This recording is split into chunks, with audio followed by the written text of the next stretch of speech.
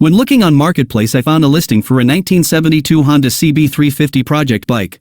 It had not seen much attention in a good amount of time, as that was the reason it was being sold. As you can tell from the pictures, it had been started on as the gas tank had been painted, seat remade, as well as some other small modifications. Once it had found a spot in the workshop, I had started to adjust points, replace plugs and freshen up the fuel a bit. From oil draining from the side of the motor to a fuel valve that didn't like to shut off and carburetors that had not seen gas in a good amount of time.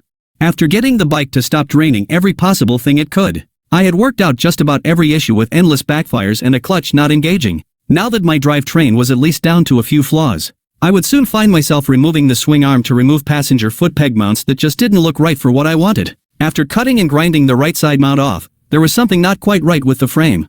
After closer inspection, the rear subframe had cracked in two. Nothing a little filing and welding can't fix.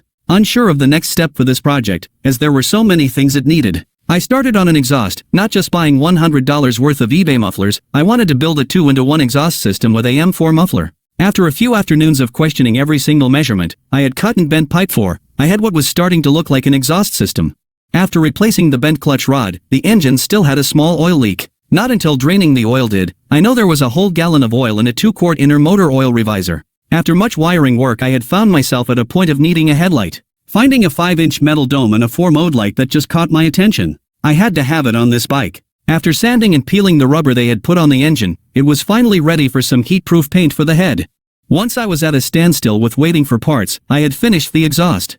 I painted it with VHT exhaust paint and wrapped the whole exhaust with a black fiber wrap. Soon after, I started on polishing the side cases on the engine with an aluminum polish. In order for the exhaust to fit, I had to cut off the much disliked rear stand. I had taped and papered off most of the bike to sand and grind unneeded mounts off the rear frame, removing the swing arm to take off chain guard mounts and paint it. After another long wait for parts to come, I started work on the rear wheel with brakes, covering spokes, and polishing. New kickstand, mirrors, grips, and foot pegs. It was starting to look like a bike I had dreamed of seeing the whole project. With seat and battery mounting the only things left to do, I started on extending wires to hide the battery and all electronics under the cowl on the seat.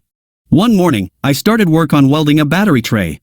I certainly did not expect to ride the bike that day, but yet I did. The first ride was like no other. With spending less than $1,000 on the bike, parts, and every expense along the way, under 3 months of work, with much of it waiting for parts, I had built a CB350 cafe racer.